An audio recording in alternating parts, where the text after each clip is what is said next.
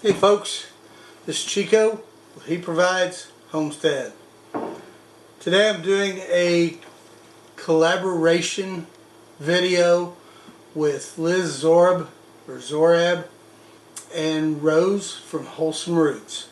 I will link their channels in the description box below, and I will also link all of the channels that are participating. Please go to them, watch the playlist. Rose and Liz will both be hosting the playlist. And check out all these channels. Some great folks. You'll want to get to know them better, or at least I did. Name of the collaboration is The People That Inspire Me. The number of people isn't set in stone. And when I first started thinking about doing this, I had 5. And then I, thought about it a little more and I had 7. And now I've got 39.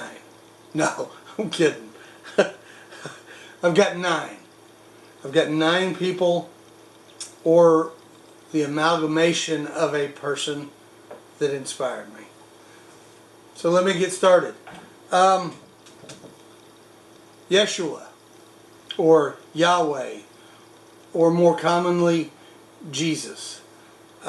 I prefer Yeshua.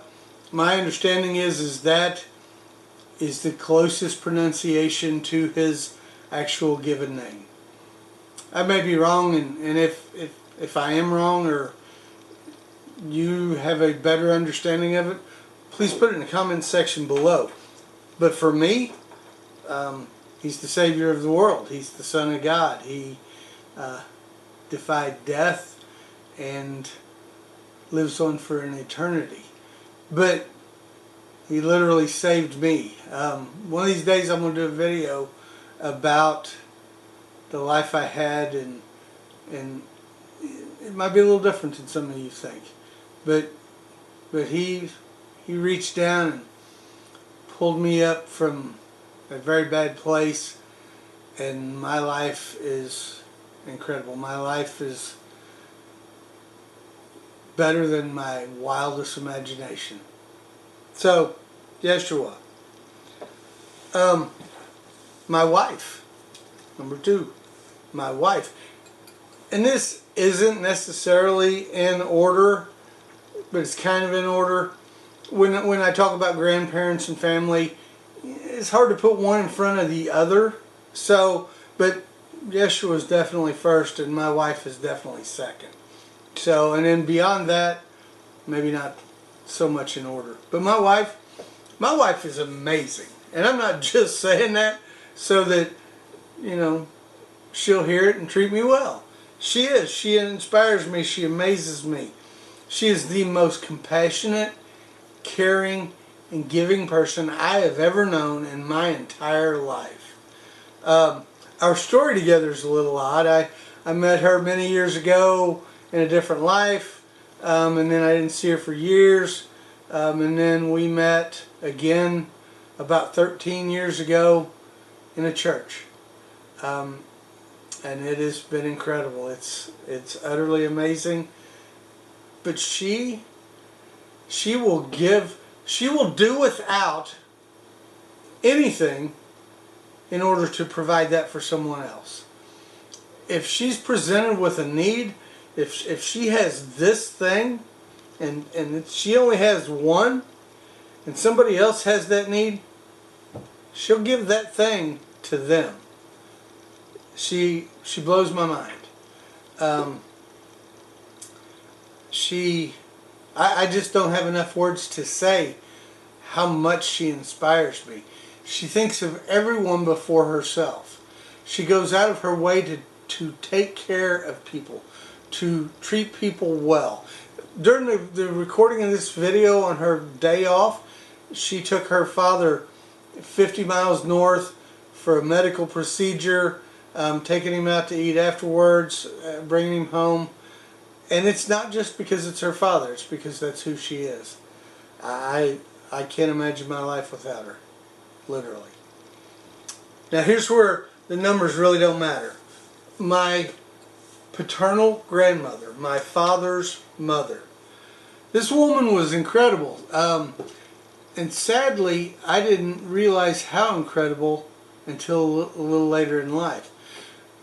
Something Liz said in her video, she said people that inspired us as children. There really wasn't anybody that inspired me as a child.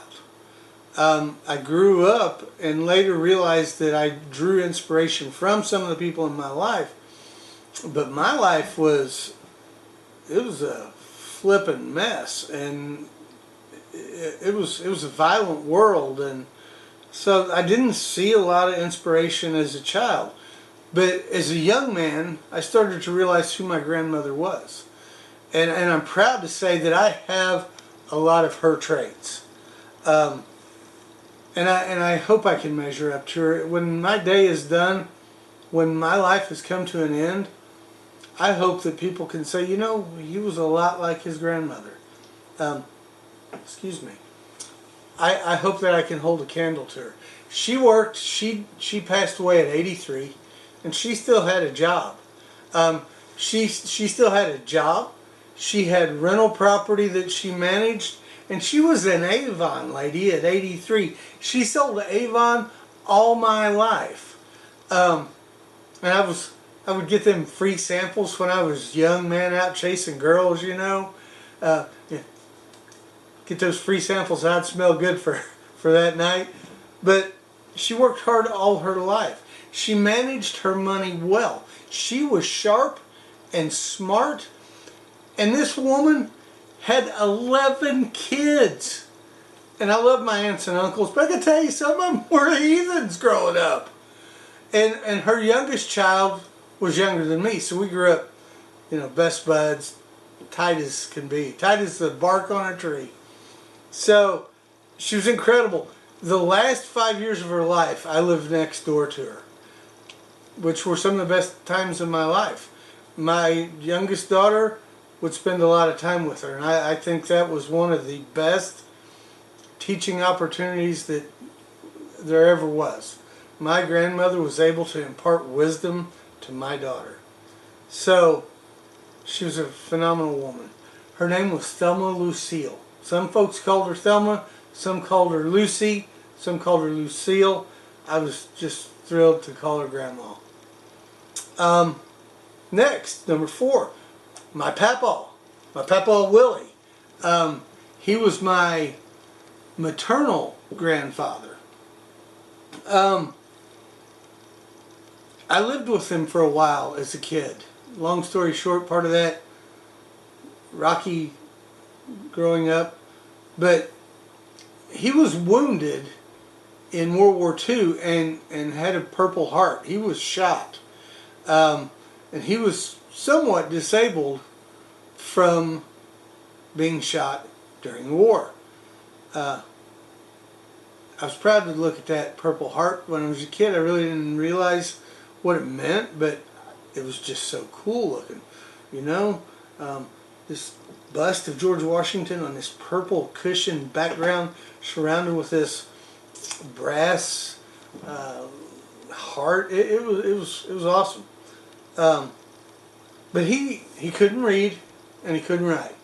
He could write 2 things. He could write his name and he could write my name. What kind of an honor is that? Half of all his ability to write was to write my name.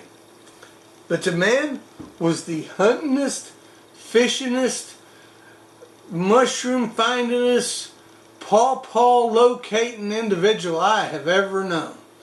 This man could take off at 5 a.m. in the morning and spend the day in the woods, and he didn't pack a lunch. He didn't need to. He knew what to eat and where to find it, and he often dined well.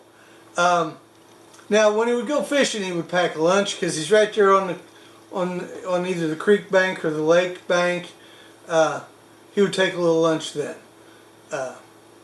but not much, and he did well, and he would slay the fish. And he wasn't away. Whatever he harvested, we ate. We had fresh fish a lot. And looking back, I can't believe how wonderful that was. I wish I was that kind of guy too, that I could provide fresh fish for my family as often as he did. We ate squirrel, we ate rabbit, we ate deer, we ate all manner of birds, turkeys. He hunted a lot of bird. He was phenomenal, and him and my grandmother, his wife, could neither one drive, and he would walk to town every day, and he'd go over and hang out for a while at a used car lot with some other old guys, and he may not. He's probably younger than I am now, but he'd go hang out with these guys, and they'd tell stories and drink coffee and all like that. But he would walk all the way to town and walk all the way home that day. And they were on a fixed income, and he would find the money to buy me a candy bar now and then. He was quite the man, and I aspire to be more like him. Another grandparent, my maternal great-grandmother, Granny Brown. And Papa's last name was Freeman. And Granny Brown, she lived to be 92. And when I was a little kid, I didn't realize the extent of the poverty that she was living in. I wasn't a real smart kid. She lived in a little 2-room house. A few years ago, I went back to where her house used to be, and I stood inside what was left of the foundation, and I could almost, in any position, touch two opposing walls. It was incredibly small. It seemed much larger then. But there was one room, that was the living room and the bedroom.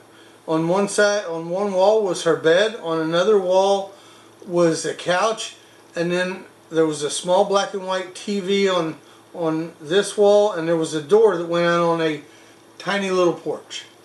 And then the other room was the kitchen and dining area, and there was a tiny little porch on that side. No indoor bathroom. She had an outhouse. But she had 15 children. And again, I love those guys. They were my great aunts, my great uncles, but some of them were heathens. But she took care of all of them. And she did a bang-up job, and she lived in incredible poverty and kept her head held high. She would also walk to town. I don't know if she couldn't drive, but she never did. Sorry.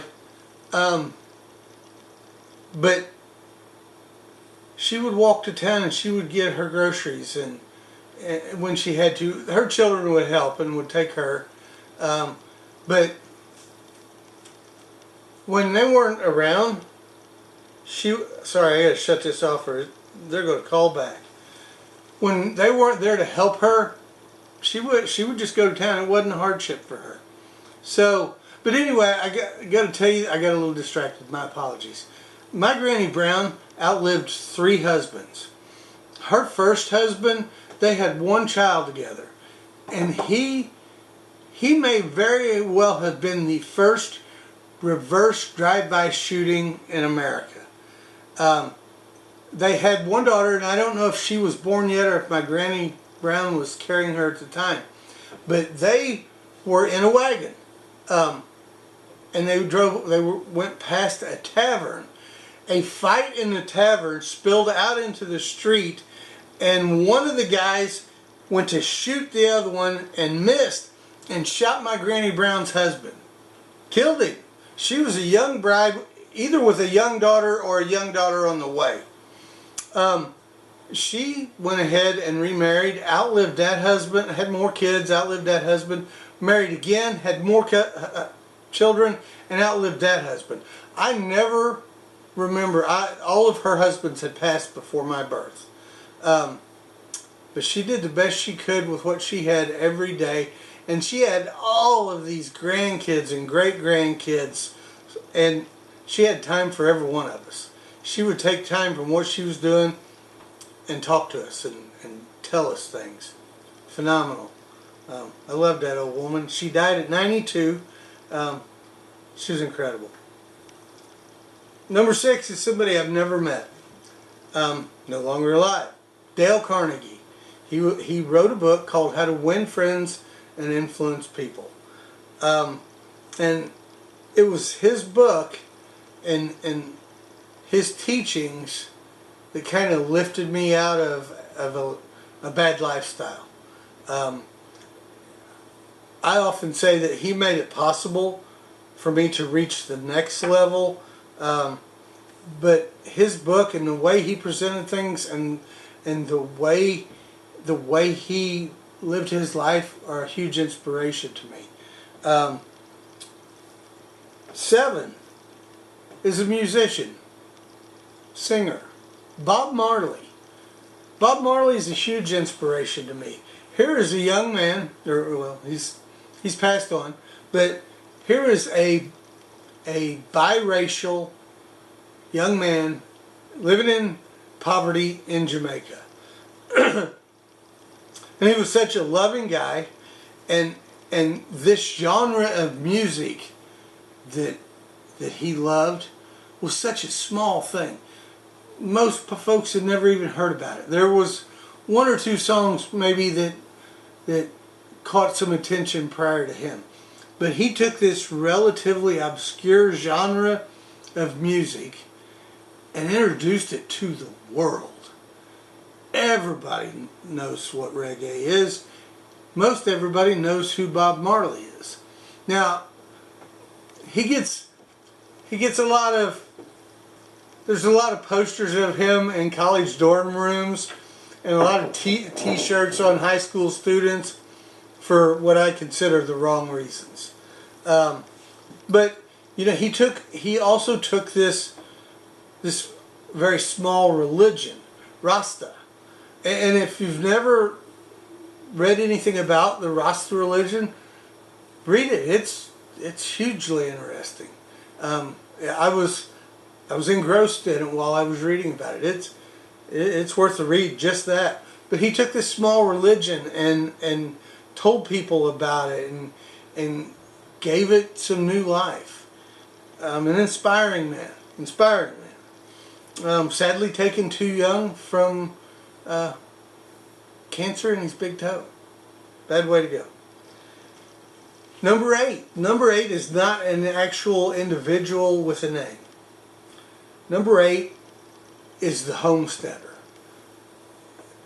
That guy, that woman, blows my mind. They have, in my opinion, the right idea. I got to tell you, homesteading is hard.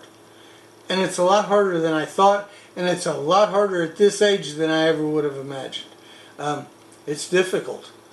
But the homesteader, they have the right idea. They grow their own food. They raise their own animals. They live, for the most part, a self-sustaining life. Now I realize that we are of different levels. We're at different levels, all of us.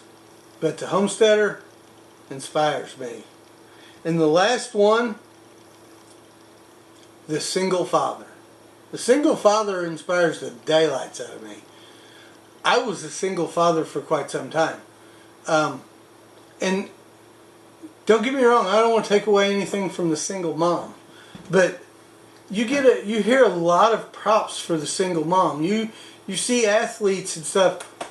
My mom worked 2 jobs and raised me, and I'm impressed. I thank God for women like that. But you don't hear a lot about the single fathers that do the same thing.